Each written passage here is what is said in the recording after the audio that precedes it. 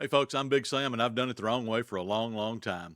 Welcome to the Big Sam Podcast, where we talk about life, leadership, faith, and things that help us move the needle. Glad you dropped by today.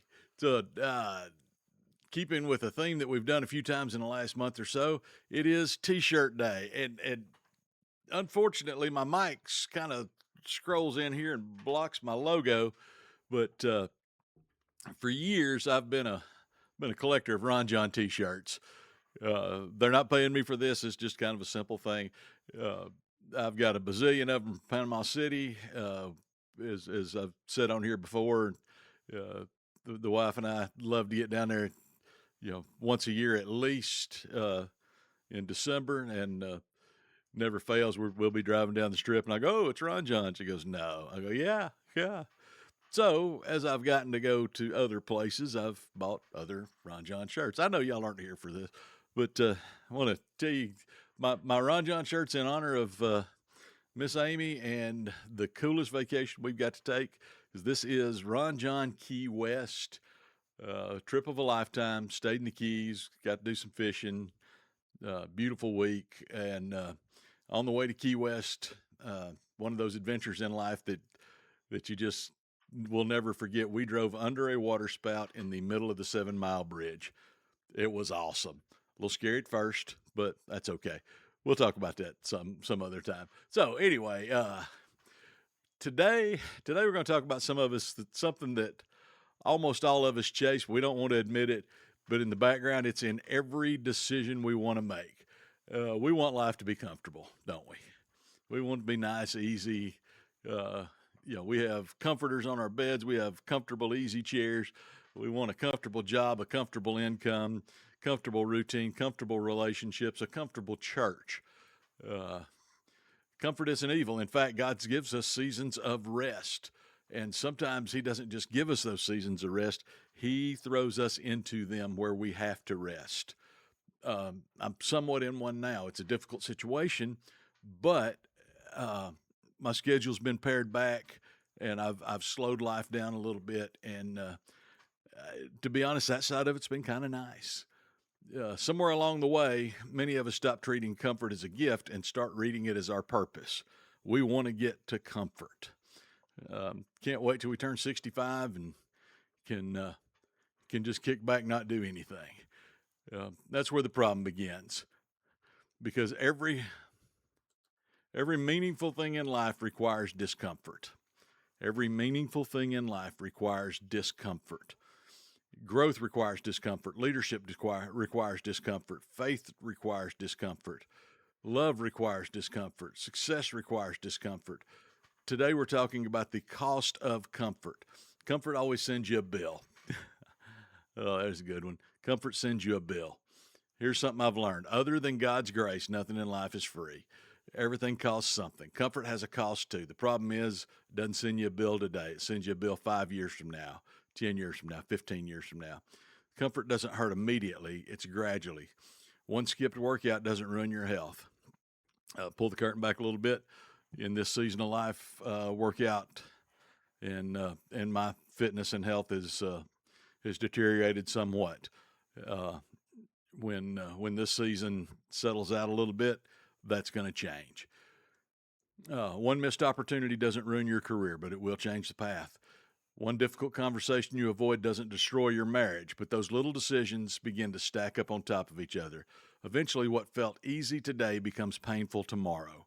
In other words, you haven't had that conversation that you need to have with somebody, so you just quit having conversations altogether.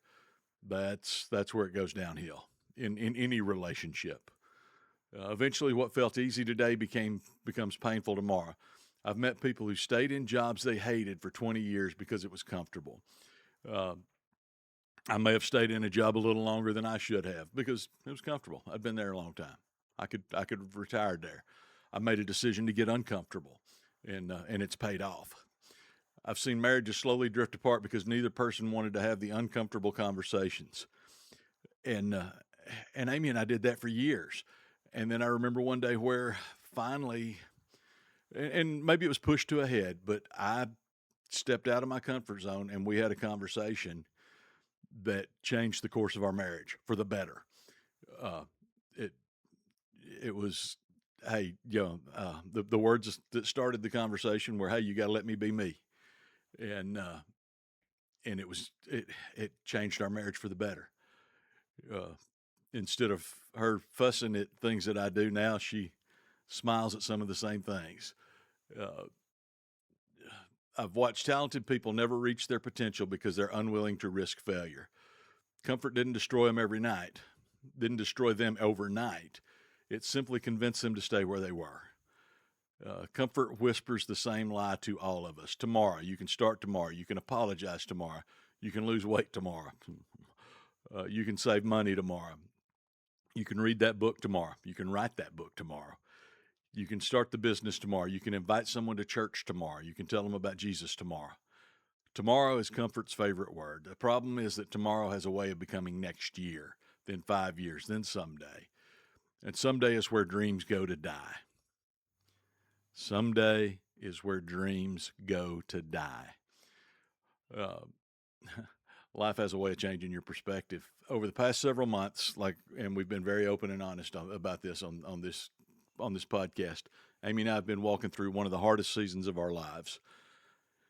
Cancer changes your perspective. When you're sitting in doctor's office, when you're watching chemo drip into someone you love, waiting on scans, listening to discussions about treatment plans, life gets real. Life gets very real. When you start hearing probabilities of whether or not your loved one's going to be here in 5 years, gets real. Tomorrow isn't tomorrow anymore. Tomorrow's today. That things that once seemed important suddenly aren't. You begin to understand how precious ordinary days really are. You realize there's people you should call, creations you shouldn't put off, dreams you've delayed for no good reason. You stop assuming that there'll always be an opportunity. One of the biggest lessons this season's taught me is don't wait for perfect conditions. They rarely come. And a great example of that, and I pulled the curtain back a little bit on this week. Back probably 5 years ago, I had an idea that was given to me. I'm not smart enough to come up with this on my own, on writing a book on grief. If you've listened to our podcast series on grief, you know that I've lived it. I don't want to consider myself an expert. I'm not an expert from an education standpoint. I'm an expert from a lived it standpoint on grief. And I had this outline for this book. And I actually had the idea for the podcast series back at the first of the year. Then Amy got sick. And where this loops into the today versus tomorrow, that idea on that book is someday I'll get to that. Someday I'll get to that. And I decided to roll ahead with that book and writing that book because I wanted that book finished. If this thing with Amy doesn't work out like I want it to, and I'll leave that there, I want her to have seen this book. I know that sounds a little self-serving, whatever. I want her to see that I did that. And there's nothing wrong with that. At least in my mind, there's not. So we've Lord willing, that thing will head to the publisher in the next few weeks, and we'll have it out here hopefully by the end of the year. So keep your eyes open on that. But the reason that I stepped that up, and there's other things that I've done, because tomorrow's not guaranteed, and I'll tell you, if you live every day, and it's a cliche, if you live every day like there's not going to be a tomorrow, one day you're going to be right, but you will have lived an incredible life. Yeah, the old Tim McGraw song, "Live Like You Were Dying." Let's get out of your comfort zone. If you decide to go 2.7 on a bull named Fu Manchu and get hurt, don't blame Big Sam. But do it. Why not? Send me video.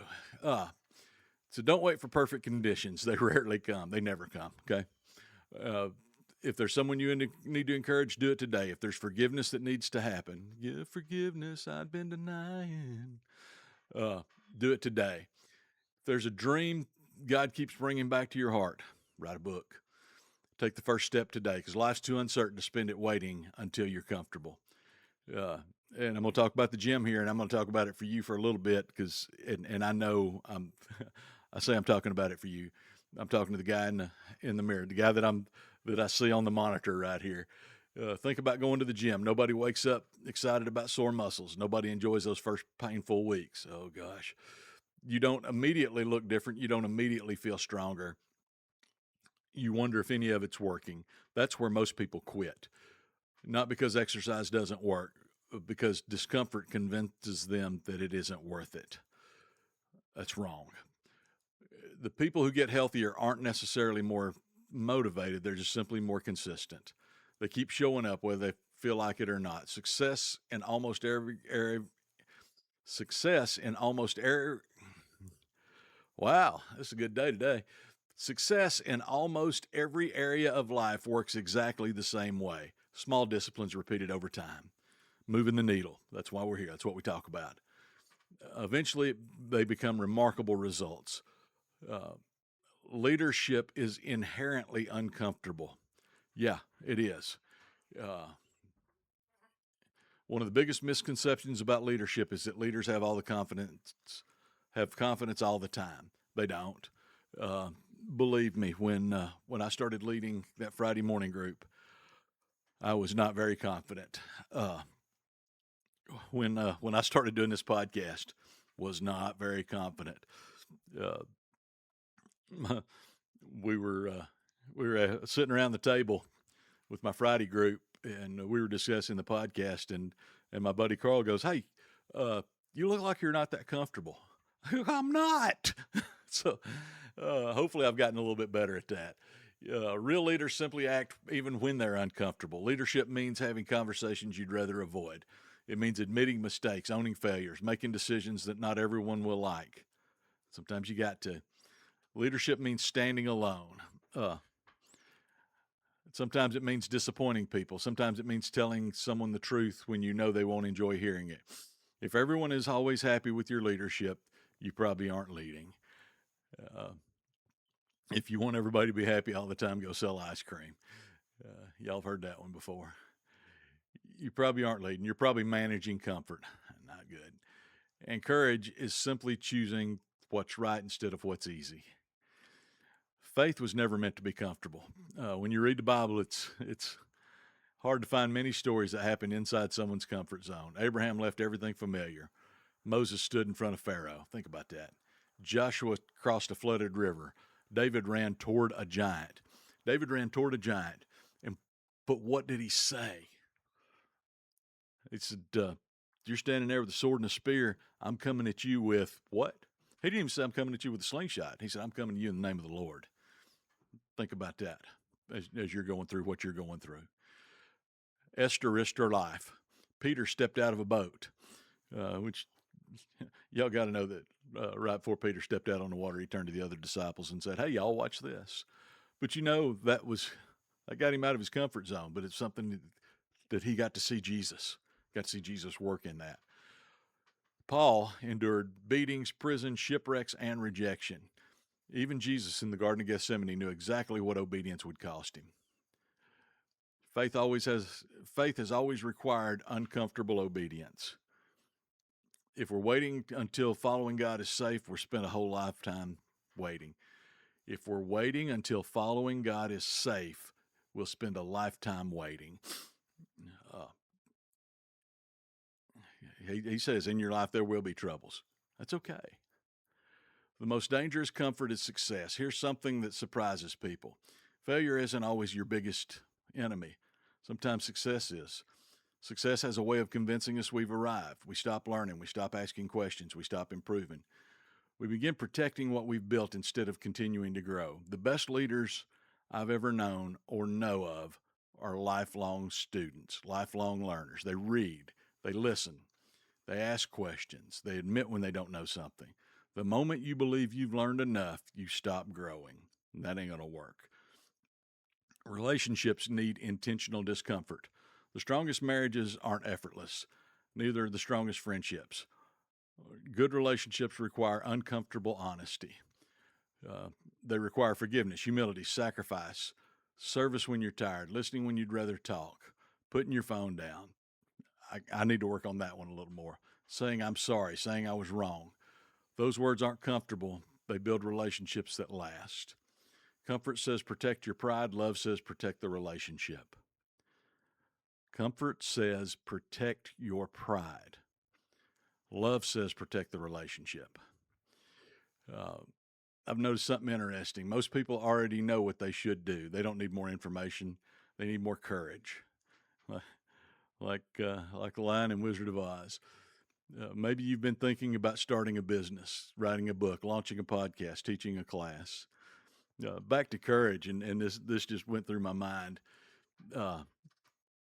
And this says a lot about my life during that time. In ninth grade, we did eighth grade. I was in drama, and God bless Miss Landers. But instead of playing the lion who turned out to be the fearful lion, or the fearless lion, courageous lion, any of the other characters, I was a munchkin. That's right. And that's how my life looked at that point. And mentally or spiritually or emotionally, I was a munchkin. Had no courage, had no anything. It's taken 56 years to get where I am, and I'm still not where I need to be, which is why I do this. So maybe you've been thinking about starting a business, writing a book, launching a podcast.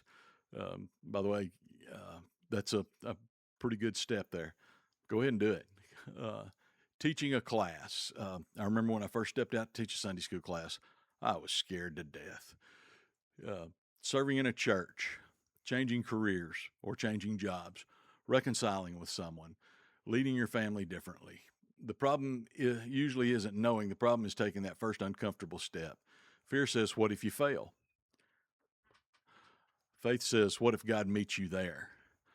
I've heard it said several years ago, if we weren't uncomfortable, we wouldn't need a comforter. And when we're uncomfortable, we have access to the ultimate comforter. So before I finish today, I want you to think about 4 questions. One, what am I avoiding because it's uncomfortable? Where have I settled instead of grown? Who needs something from me that I've been putting off? And what one uncomfortable decision can I make this week that my future self will thank me for? Don't overthink those questions. Pick one. Then take one step, not 10, just one. Remember, the whole theme of this podcast is moving the needle.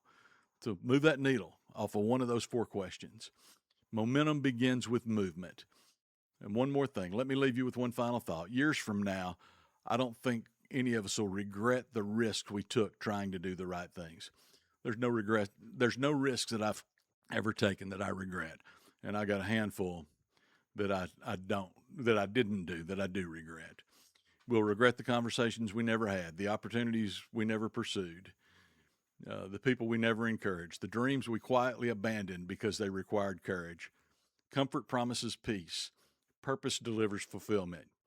There's a big difference. When my life's over, when my life's over, I don't want people to say that I lived comfortably. I hope they say I lived faithfully, that I loved people well, that I kept my word, that I kept growing, that I wasn't afraid to be uncomfortable, even if it meant becoming the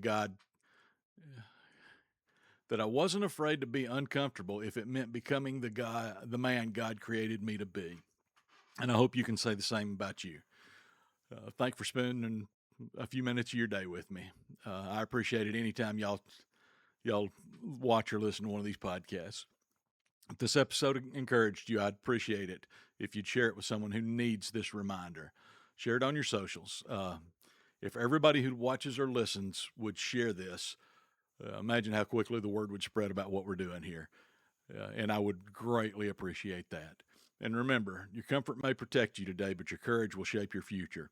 Until next time, keep pushing forward, keep getting out of your comfort zone, and keep moving the needle.